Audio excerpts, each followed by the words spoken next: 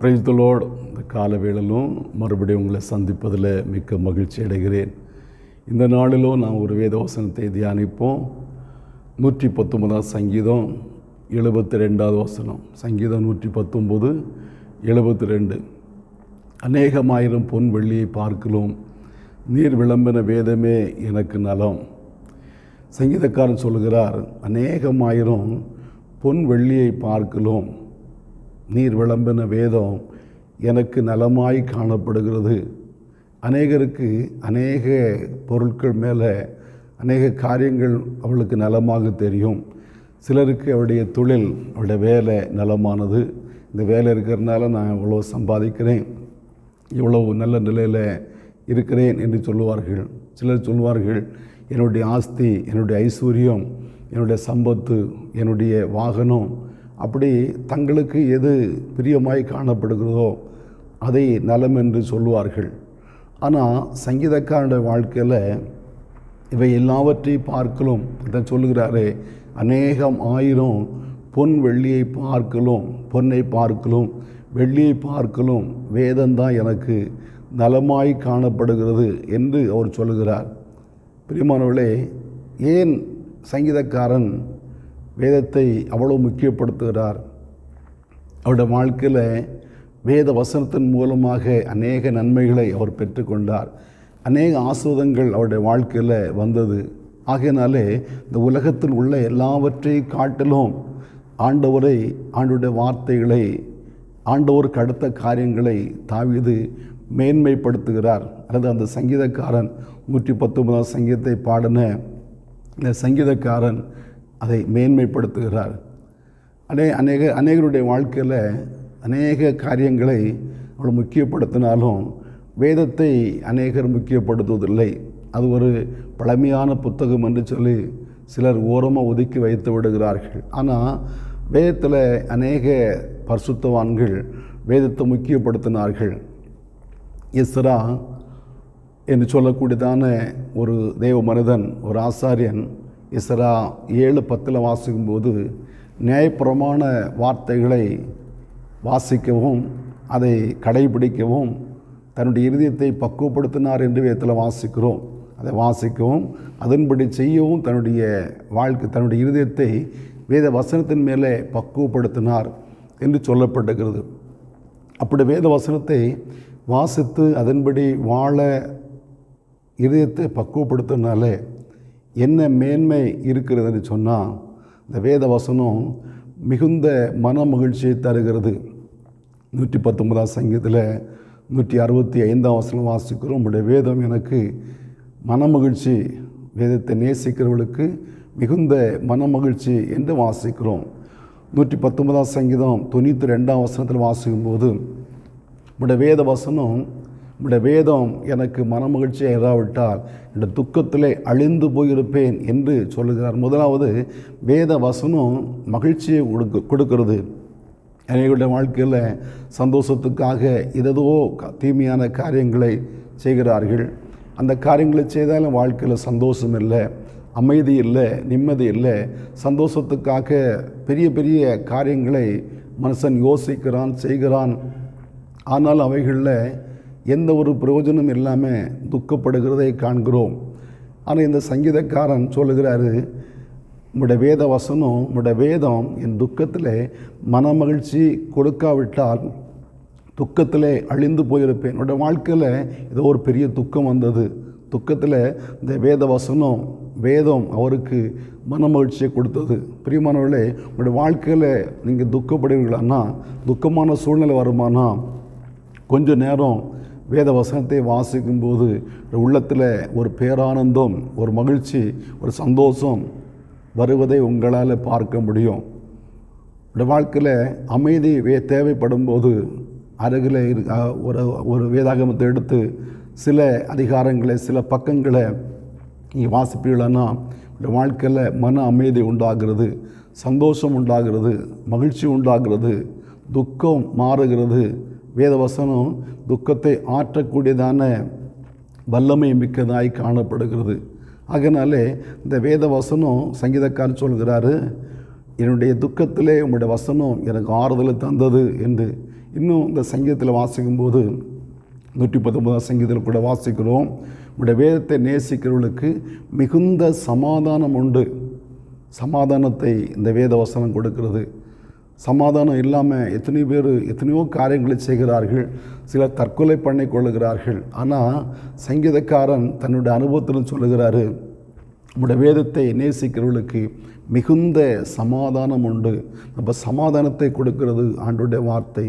இந்த வேத வசனம் சமாதானத்தை கொடுக்கிறது. சமாதானம் நதி போல பாய பண்ணுகிறது. பிரியமானவர்களே, வேதத்தை நீங்கள் வாசித்து பாருங்கள், அதில் சமாதானத்தை தேவன் கொடுக்கிறார். இயேசு சொல்லுகிறாரு, என்னுடைய சமாதானத்தை உங்களை வைத்து போகிறேன். உலகம் கொடுக்கிற பிரகாரம் நான் உங்களுக்கு கொடுக்கறதில்லை. உலகத்தால் கொடுக்கவும் உலகத்தில் எடுக்க முடியாத தெய்வீக சமாதானம் ஆண்டவரை இயேசுவிடத்தில் மாத்திரம்தான் வர முடியும். அந்த வேத வசனத்தின் மூலமாக அந்த சமாதானத்தை நாம் பெற்றுக்கொள்கிறோம். இப்போ இந்த வேத வசனம் நம்ம சமாதானத்தை கொடுக்கிறதாய் காணப்படுகிறது. மாத்திரமல்ல, 37ஆம் சங்கீதம் 31ஆம் வசனம் வாசிக்கும்போது இந்த வேத வசனம் இருதயத்தில் இருக்கிறபடினாலே நடைகளில் பிசகாது என்று சங்கீதக்காரன் சொல்கிறார். நம்முடைய பாதை தடுமாறாமல் இருக்க வேண்டுமானால், நம்முடைய வாழ்க்கை பயணத்தில் நாம் தவறி விழுந்து விடாமல் இருக்க வேண்டுமானால், நம்முடைய வாழ்க்கை பயணத்தில் எந்த விதமான தீமைகளிலும் நாம் அகப்பட்டு விடாமல் இருக்க வேண்டுமானால், இந்த வேத வசனம் நம்முடைய உள்ளத்தில் இருக்கும்போது நம்முடைய நடைகள் பிசகாது. எழுத்தின்படியாக நடக்கிறத நடக்கை மாத்திரமல்ல, நம்முடைய வாழ்க்கையில் கூட நாம் நடை பிசகாமல், வாழ்க்கையில் தடுமாறாமல், தீமைகளில் அகப்பட்டு விடாமல் காணப்பட வேண்டுமானால் இந்த வேத வசனம் நமக்குள்ளே இருக்க வேண்டும். இன்னும் 1ஆம் சங்கீதம் 2ஆம் வசனம் 3ஆம் வசனங்களை நான் வாசிக்கும்போது, இரவும் பகலும் அவருடைய வேதத்தில் தியானமாக இருக்கிற மனுஷன் பாக்கியவான், அவன் செய்வது எல்லாம் வாய்க்கும் என்று சங்கீதக்காரன் சொல்கிறார். அப்படியானால் நம்முடைய வாழ்க்கையில் எத்தனையோ காரியங்களை நம்ம செய்கிறோம், ஆனால் எல்லாம் சரியாக வாய்க்கிறதில்லை. சிலர் ஒவ்வொரு வேலைகளை செய்து பார்க்கிறார்கள். தொழிலில் ஒரு முன்னேற்றம் இல்லை, அந்த வேலையில் ஒரு முன்னேற்றம் இல்லை, ஒரு கம்பெனியில் நீடித்து இருக்க முடியவில்லை, ஒரு விவசாயத்தை சரியாக செய்ய முடியவில்லை. காரணம், அவன் செய்வதெல்லாம் வாய்க்காமல் போய்விடுகிறது. ஆனால் சங்கீதக்காரன் சொல்கிறார், இந்த வேத வசனத்தில் பிரியமாக இருந்து இரவும் பகலும் தியானிக்கிற ஒரு மனிதனுடைய வாழ்க்கையில் அவன் செய்வது எல்லாம் வாய்க்கும் என்று ஆதியாகமம் 39ஆம் அதிகாரத்தில் யோசேப்பு அவன் கை தொட்டு செய்த எல்லா வேலையிலும் தேவன் ஆசீர்வாதத்தை கட்டளையிட்டார். அவன் எதை செய்தானோ எல்லாமே அது வாய்த்தது. அதை அவனுடைய எஜமானாகிய போத்திபார் கண்டார் என்று வேதத்தில் வாசிக்கிறோம். இப்போ உங்கள் வாழ்க்கையில் கூட நீங்கள் வேதத்துக்கு முக்கியத்துவம் கொடுத்து வேதவசனத்தை நேசித்து வேதவசனத்தை வாசிப்பீர்களானா உங்களுடைய வாழ்க்கையில் மேன்மையை கர்த்தர் நிச்சயமாகவே தருவார். நீங்கள் செய்வது எல்லாம் வாய்க்கும், அதில் ஒரு ஆசீர்வாதத்தை தேவன் நிச்சயமாக தருவார். மாத்திரமல்ல, இந்த வேத வசனத்தை கேளாதவருடைய ஜெபம் கர்த்தருக்கு அருவருப்பானது என்று நீதிமொழி 28ஆம் அதிகாரத்தில் நாம் வாசிக்கிறோம். அப்போ நம்ம வேதத்தை கேட்காம, வேத வசனத்துக்கு நம்ம செவி சாய்க்காமல், வேத வசனத்தை நம்ம வாசிக்காமல் அதை நாம் அப்படியே தள்ளி விடுவோமானா நம்முடைய ஜெபம் கூட அருவருப்பாய் காணப்படுகிறது. இந்த ஜெபம் அருவருப்பாக இருக்கிறபடினால ஜெபத்துக்கு பதில் வரவில்லை. என்னை கேட்கிற அருமையான தேவனுடைய பிள்ளைகளே, உங்கள் வாழ்க்கையில் கூட நீங்கள் சில காரியங்களுக்கு எவ்வளவோ ஜெபிக்கிறீங்க, பதில் வரவில்லை. காரணம், நீங்கள் வேதத்துக்கு செவி சாய்க்காதபடினாலே. எத்தனையோ வேதவசனம் உடைய இதய கதவை தட்டி கொண்டிருக்கிறது, உங்களோட பேசி கொண்டிருக்கிறது. அந்த வார்த்தைக்கு நீங்கள் செவி சாய்க்காதபடினாலே உடைய ஜெபம் கூட கேட்கப்படாமல் கர்த்தருடைய பார்வைக்கு அருவருப்பாய் காணப்படுகிறது. ஆகையினாலே இந்த கால வேளையில் இந்த வார்த்தையை கேட்கிற உங்களுடைய வாழ்க்கையில், ஆண்டவரே, என்னுடைய ஜெபம் உங்களுடைய பார்வைக்கு அருவருப்பாய் காணப்படுகிறதா? நான் உங்களுடைய வேதவசனத்தை ஏற்றுக்கொள்ளவில்லை, என்னுடைய தேவைக்காக மாத்திரம் உம்மிடத்தில் வருகிறேன். உங்களுடைய வேதவசனம் என்னோடு பேசுகிறது, வேதவசனம் என்னுடைய இதய கதவை தட்டுகிறது. ஆனால் எனக்கு கதவை திறக்காமல் அல்லது இதயத்தை திறக்காமல் இந்த வசனத்துக்கு நான் கீழ்ப்படியாமல் என்னுடைய இதயத்தை கடினப்படுத்தி கொண்டிருக்கிறேன். ஆனால் என்னுடைய தேவைக்காக மாத்திரம் உம்மிடத்தில் வருகிறேன், என்னை தயவாய் மன்னிங்க என்று சொல்லி இந்த கால வேளையில் உங்களை அர்ப்பணிப்பீர்களானா, வேதத்தை நேசிக்க, வேதத்தை வாசிக்க, வேதத்தின் படி உங்களுடைய வாழ்க்கை அமைத்து கொள்ள நீங்கள் முற்படுவீர்களானா உங்களுடைய வாழ்க்கையில் மிகுந்த சமாதானம் உண்டு. உங்களுடைய வாழ்க்கையில் சந்தோஷம் உண்டாகும். உங்களுடைய வாழ்க்கையில் பெரிய நன்மைகளை பெற்றுக்கொள்ள முடியும். கர்த்தருடைய வேதத்தின்படி நடக்கிற உத்தம மார்க்கத்தார் தான் பாக்கியவான்கள் என்ற வேதத்தில் வாசிக்கிறோம். வேதத்தை பற்றி இன்னும் அநேகமாக தியானிக்கலாம். இந்த காலவேளையில் இந்த வார்த்தையை கேட்கிறவங்களுடைய வாழ்க்கையில் சந்தோஷம், மகிழ்ச்சி, வேலை செய்கிற அந்த வேலையில் ஒரு திருப்தி உண்டாக, உடைய நடைகள் பிசகாமல் இருப்பதற்காக, உடைய ஜெபம் கேட்கப்படுவதற்காக இந்த வசனத்தை உங்களை அர்ப்பணித்து ஜெபிப்பீர்களா? நல்ல பிதாவே, நன்றியோடு துதிக்கிறோம். இந்த காலவேளையிலும் பிதாவே உமக்கு ஸ்தோத்திரம். அநேகமாயிரம் பொன்வெள்ளியை பார்க்கல் நீர் விளம்பின வேதம் எனக்கு நலம் என்று சங்கீதக்காரன் சொல்கிற அந்த வசனத்தின் அடிப்படையில் ஒரு சில வார்த்தைகளை தியானிக்க கிருபை செய்தீர். நன்றி செலுத்துவதப்பா. அந்த வார்த்தையை கேட்கிற உடைய பிள்ளையுடைய வாழ்க்கையில் ஆண்டவரே கர்த்தாவே சந்தோஷம் உண்டாகட்டும், சமாதானம் உண்டாகட்டும், அவருடைய நடைகள் பிசகாமல் காணப்படட்டும்.